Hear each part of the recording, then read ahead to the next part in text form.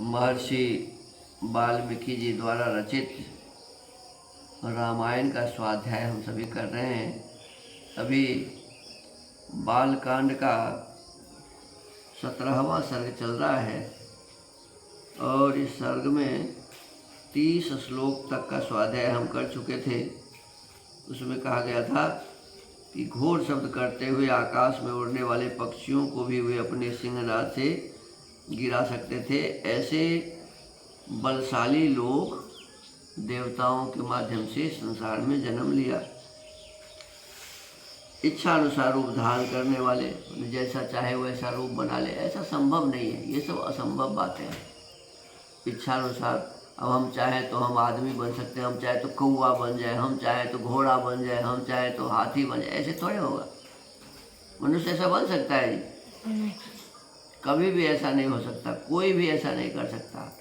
कोई बकरी चाहे कि हम गाय बन जाए तो गाय बन जाएगी। कोई चींटी चाहे कि हम हाथी बन जाएंगे तो होगा। हाथी चाहे कि हम चींटी बन जाएंगे तो होगा क्या? ये सब असंभव बातें हैं। किसी ने पता नहीं किस भाव से, लेकिन इस रामायण में घुसा दिया इस बात को, और हम लोग उसी को धर्म मान रहे हैं। लोग कहते हैं कि भगवान सब कुछ कर सकते हैं। भगवान सब कुछ थोड़े कर सकते हैं। भगवान अपने आप को मार सकते हैं क्या? भगवान सब कुछ नहीं कर सकते। जो नियम है, जब भगवान ही नियम तोड़ेंगे तो दूसरा कैसे नहीं तोड़ेगा? तो भगवान कोई नियम नहीं तोड़ते। भगवान वह काम करते हैं जो मनुष्य नहीं कर सकता। और जब मनुष्य है तो मनुष्य वाला काम करेगा। अन्य जीव जंतु वाले काम करेंगे। तो इस प्रकार से हमको आपको इस असंभव बातों को नहीं मानना चाहिए और ऐसे ही समझना चाहिए कि ये पाखंड की बातें हैं, ये सही बातें नहीं है। कहते हैं महाकाय वानर उत्पत्ति करोड़ों की संख्या में उत्पन्न हुए थे। वे वानरों के प्रधान युद्धों के भी उत्पत्ति थे। अब आगे कहते हैं बभूवूर्यूथ श्रेष्ठान वीरांश्चा जनयन हरीन अन्ये से ऋक्षवतः प्रस्था नुपतस्थो सहस्रशः। उन यूथपतियों ने भी ऐसे वीर वानरों को उत्पन्न किया था जो यूथपों से भी श्रेष्ठ थे। वे और ही प्रकार के वानर थे। इन प्राकृतिक वानरों से विलक्षण थे। उनमें से सहस्रों वानर यूथपति ऋक्षवान पर्वत के शिखरों पर निवास करने लगे। माने वहाँ एक कोई पर्वत था जिसका नाम था ऋक्षवान। तो उस पर्वत पर सभी रहने लगे। अन्ये नाना विधान शैलान काननानि च भेजिरे सूर्यपुत्रं च सुग्रीवं शक्रपुत्रं च वालिनं भ्रातरावुपतस्थुस्ते सर्वे च हरियूथपाः नलं नीलं हनुमन्त मन्यांश्च हरियूथपान् ते तार्क्ष्यबलसम्पन्नाः सर्वे युद्धविशारदाः विचरन्तोर्दयन् सर्वान् सिंहव्याघ्रमहोरगान्। दूसरों ने नाना प्रकार के पर्वतों और जंगलों का आश्रय लिया। इंद्र कुमार बाली और सूर्य नंदन सुग्रीव ये दोनों भाई थे। दोनों क्या कहा जी? भाई थे। अब देखो, एक तो बेटा था सूर्य का, एक बेटा था इंद्र का। तो दोनों भाई कैसे हुआ? दोनों तो अलग अलग थे। हो सकता है माँ एक ही रही हो।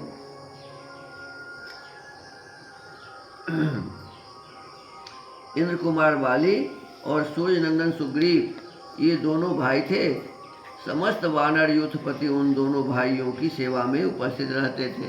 अब देखो, लिखा कि सब एक पर एक वीर था, लेकिन सभी वीर किसके देखरेख में रहते थे? सुग्रीव और बाली के देखरेख में रहते थे। इसी प्रकार वे नल, नील, हनुमान तथा अन्य वानर सरदारों का आश्रय लेते थे।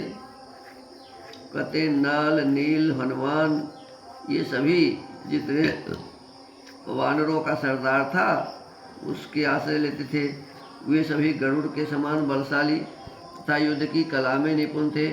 वे वन में विचरते समय सिंह, व्याघ्र और बड़े बड़े नाग आदि समस्त वन जंतुओं को रौंद डालते थे। अब बताओ, एक बार तो कहा कि सबसे बड़े बड़े बलशाली लोग जन्म लिए, और फिर कहते हैं कि व्याघ्र को, सिंह को, नाग आदि को, नाग से बड़े बड़े विद्वान भी बहादुर भी जन्म लिया, और कहते हैं नाग को रौंद भी डालते थे, माने मार डालते थे।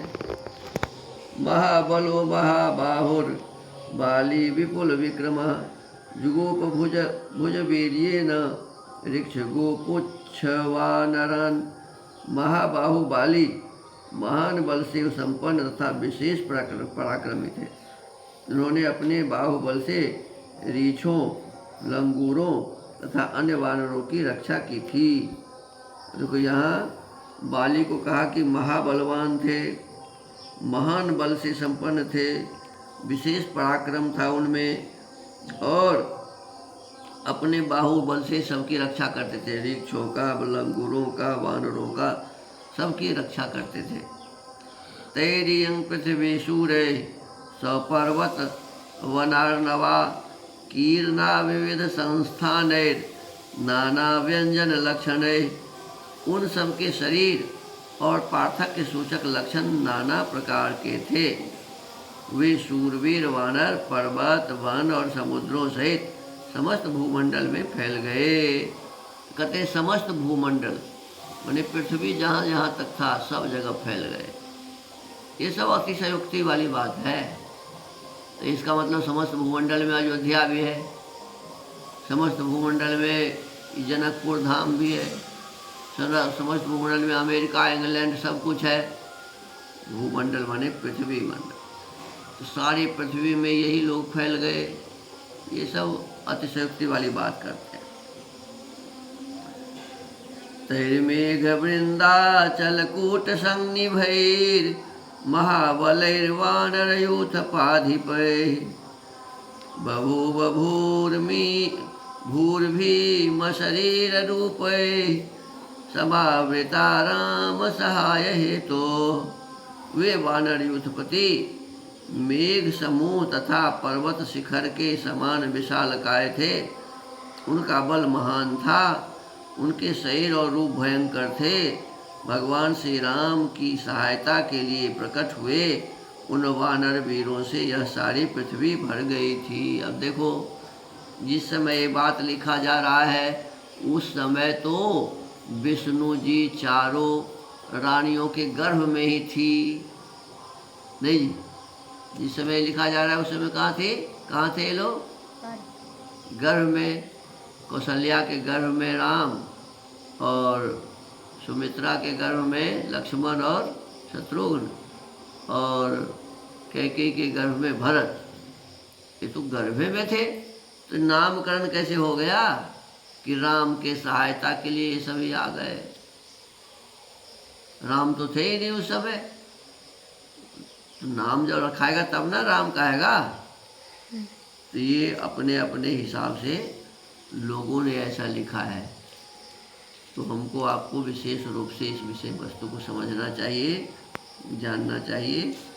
और भगवान राम को भगवान ईश्वर हम कहें उसमें उनकी महत्ता नहीं है। जब हम कहेंगे कि राम ईश्वर थे तो राम का क्या महत्व हुआ? फिर सब महत्व तो ईश्वर का होगा। लेकिन राम अपने विद्वत्ता से, अपने बल से, अपने मेहनत से, अपने परिश्रम से जब काम करेगा तब तो राम का महत्व होगा। तो राम सचमुच में बलशाली थे, विद्वान थे, सब प्रकार के गुण उनमें भरे थे, और उन गुणों के कारण वो प्रख्यात हुए। ऐसा नहीं है कि वो भगवान के अवतार थे तो जो मनाया सो कर लिया, ऐसा नहीं है। तो अनेक प्रकार के वीर योद्धा जो जंगल में रहने वाले थे, उन योद्धाओं से अपने बुद्धि और विवेक से भगवान राम ने काम लिया। उनसे मिले, उनके साथ बैठे, उनसे विचार किया, उनको अपने साथ कार्य करने के लिए प्रेरित किया, और फिर वन में रहने वाले जो लोग थे उनका सहयोग किया। ऐसा मानना चाहिए। अब 17वें सर्ग यहाँ समाप्त होते हैं। अब कल से 18वां सर्ग प्रारंभ होगा। तो अब आज के इस स्वाध्याय के क्रम को यहीं विराम देते हैं। ओम।